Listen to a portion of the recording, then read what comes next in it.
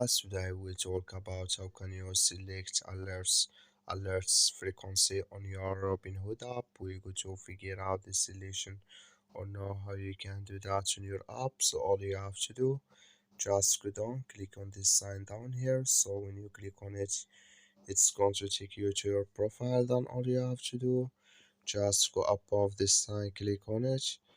When you click on it, it's going to take you to this list here. Then all you have to do, just click here on settings.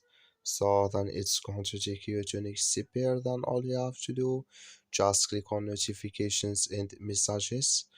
Then come to this list here. Then you click here on push notifications. So then you just go down here, you keep going down here, then you click here on crypto price movements here. Then you come here to alerts frequency here. Then here can you select if you want to add here more or less. So that's all you have to do. Thank you for watching. Don't forget to support us by liking.